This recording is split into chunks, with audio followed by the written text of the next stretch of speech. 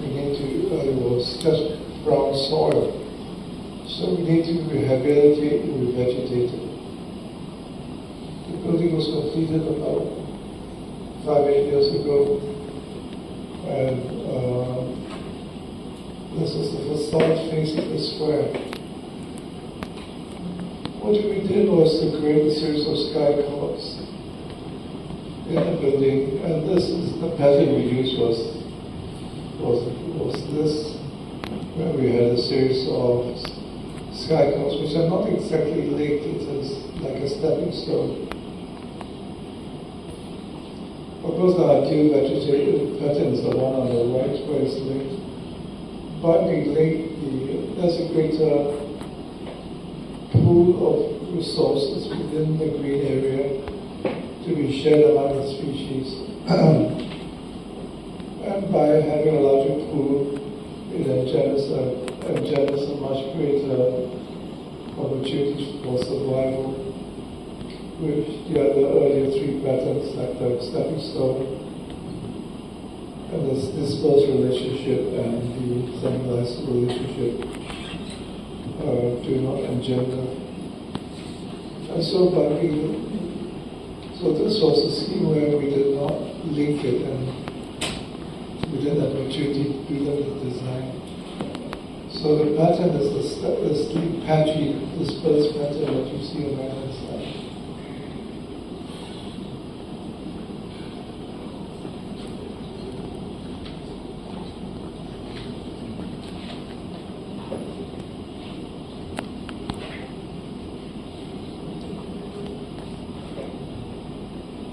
So one of the things we did was to look into what are the existing fauna species for that locality. So this was the survey that we did. And we want to bring the fauna species back into the site. Kuala Lumpur is photodiaspora. 2.9, 2.8 degrees above the equator, so you can see the equator there. The green bars indicate the diversity of location. As you head upwards, you get lower and lower biodiversity. Beijing is 29 degrees, London is 52 degrees. The site is an irregular site. And our building form is essentially two chevrons, two V-shaped buildings. We could not make it symmetrical because of the shape of the site. But on the upper bar, you can see the red strips which indicate the habitats that we locate within the building. And so that's the first thing we do when we design a building. We decide where we're going to locate the habitats. As you can see between the buildings, we have a promenade. And within the promenade, there's a planted area. So these are the habitats within the building. We look at what species of fauna we want to bring back to the site. Remember that drawing that shows the ones we want to bring back.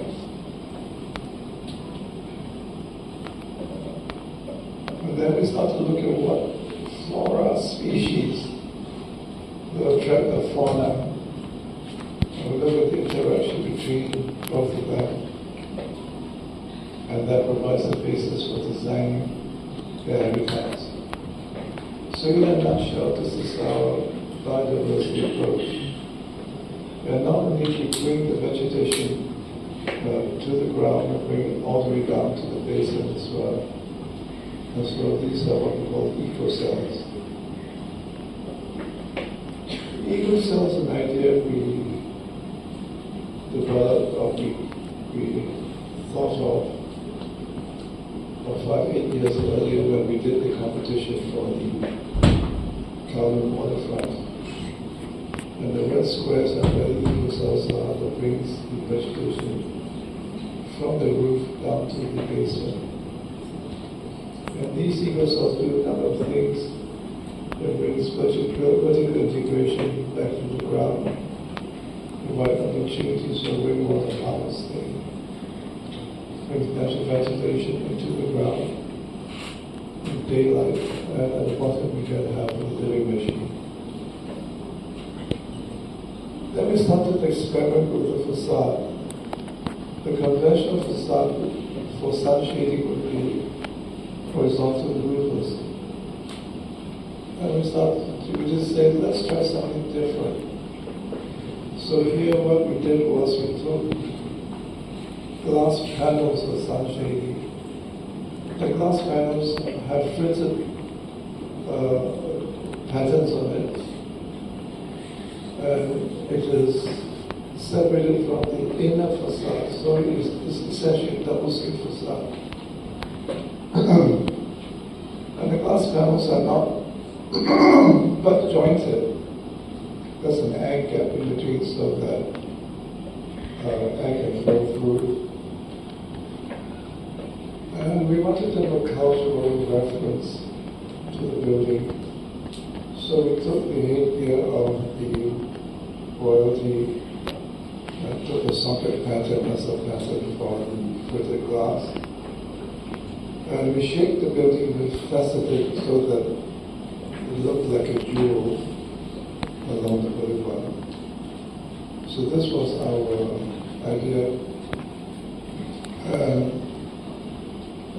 For the west side, we angled the glass to face the sun. This is the walkway between the outer skin and the inner skin. And this is what it looks like in the walkway. And looking out in the glass, this is what it looks like from the glass. So this was an experimental sun shading for us.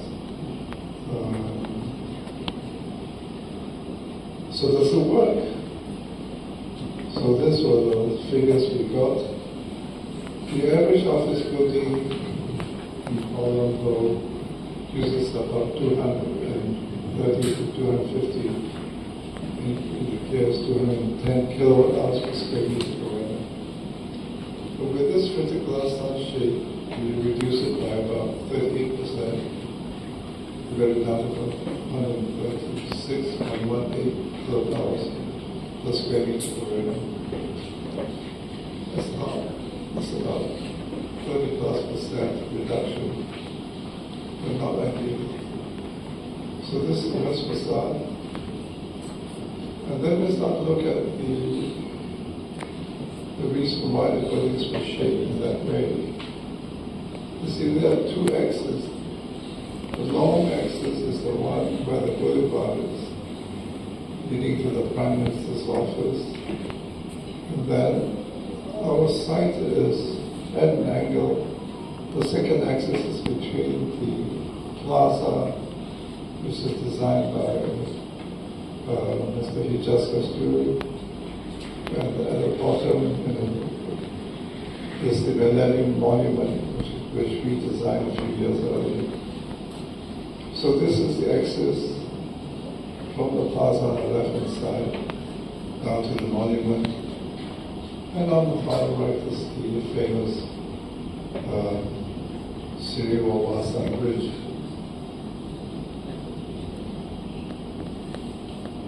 So you can see the plaza, the PGH building on the right-hand side by Philip Cox, and the access going down to the monument on the left-hand side.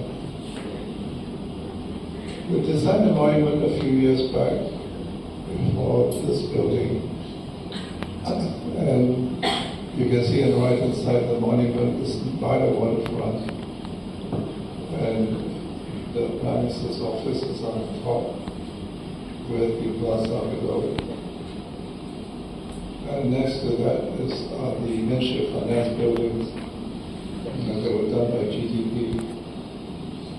And we wanted to have, again, a cultural reference for the monument. The idea was to take our national flower, the hibiscus,